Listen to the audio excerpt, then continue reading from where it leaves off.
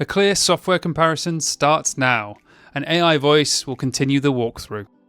When it comes to pricing, Obsidian takes a very different approach compared to most productivity and note-taking tools on the market. At its core, Obsidian is completely free for personal use. That means you can download the app, create unlimited notes, build your knowledge base, and use all core features without paying a single cent. There's no note limit, no device restriction, and no forced upgrade.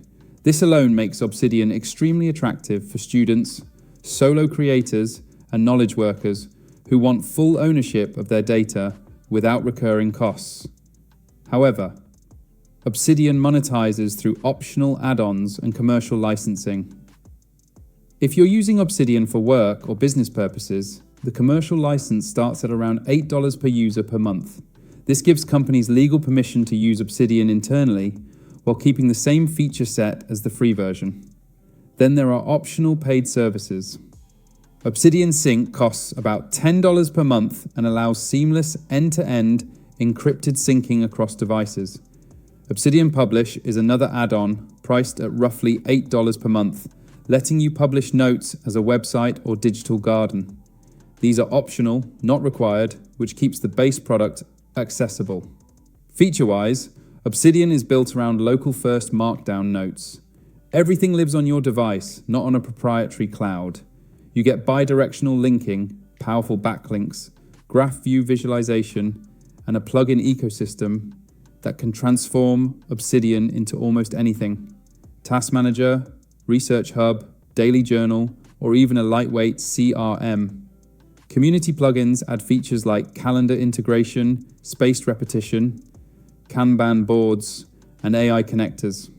The customization level is massive, especially for users who enjoy tweaking workflows. Obsidian also supports folders and tags alongside links, making it flexible for both structured and unstructured thinkers. You're not locked into one methodology like Zettelkasten or Para. You can mix and match as your system evolves. Themes, hotkeys, and layouts are all customizable, which gives Obsidian a strong appeal to power users.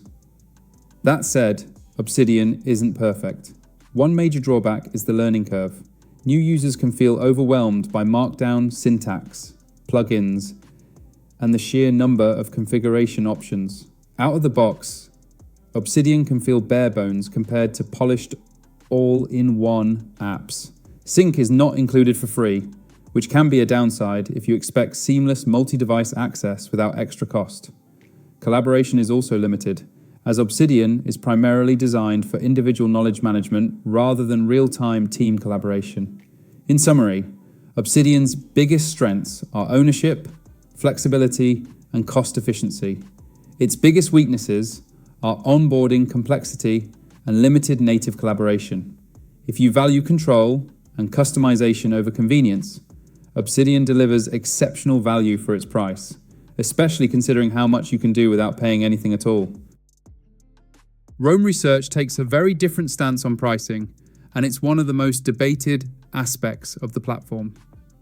Rome operates on a subscription-only model, with pricing typically starting around $15 per month when billed annually, and higher if billed monthly. There is no permanent free plan, only a limited trial.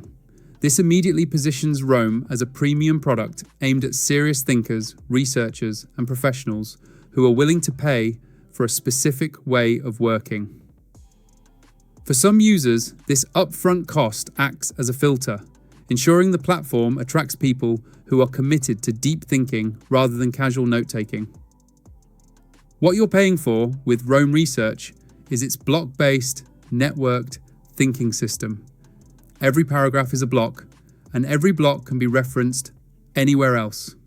This allows ideas to flow and resurface naturally over time. Daily notes are at the core of the Rome experience, encouraging users to think incrementally rather than organize everything up front. Backlinks are automatic, and queries let you surface related thoughts across your entire knowledge graph instantly, often revealing connections you didn't even know existed. Rome's features shine when it comes to idea synthesis. You can embed blocks, reference concepts globally, and see how thoughts evolve across days, weeks, or even years. This makes Rome especially popular among academics, writers, and strategists who prioritize thinking over file management. Unlike Obsidian, Rome is cloud-based by default, which means access from any device without manual syncing, making it convenient for users who move between laptops, tablets, and browsers throughout the day and want their ideas always available. However, Rome's pricing is often its biggest criticism. Compared to Obsidian's free core offering, Rome can feel expensive, especially for solo users or creators just starting out. There's no true offline-first mode in the same sense as Obsidian, and customization options are more limited. Performance can also slow down as databases grow, which some long-time users have reported. Exporting data is possible, but users sometimes worry about long-term data portability and what happens if they ever decide to stop paying the subscription, making long-term commitment a real consideration. Looking at pros and cons, Rome excels at interconnected thinking, frictionless linking, and daily knowledge capture. It reduces the mental overhead of organizing notes and lets ideas emerge organically. On the downside, the learning curve can still be steep, the interface may feel dated to some users, and the cost can add up significantly over time compared to one-time or optional payment models. It's powerful, but opinionated. You adapt to Rome's way of thinking, not the other way around, which won't appeal to everyone. In terms of public perception, it's worth noting that Obsidian currently has no official rating on Trustpilot at the time of recording, which may simply reflect its community-driven nature rather than user dissatisfaction. Rome Research, on the other hand, does have a Trustpilot rating available, though ratings can vary over time and should always be viewed as general sentiment rather than absolute truth. Always verify current reviews directly on the platform before making a decision, especially for subscription-based tools where expectations are higher. So what's the final takeaway? If you want a flexible, offline-first knowledge system with full data ownership and optional costs, Obsidian is hard to beat. If you're willing to pay a premium for a structured, network-thinking environment that emphasizes idea discovery over organization, Rome Research may be worth the investment, particularly if your work revolves around writing, research, or long-term idea development, where connections matter more than folders and structure. If this breakdown helped you decide which tool fits your workflow, make sure to like the video and subscribe to the channel for more honest software comparisons.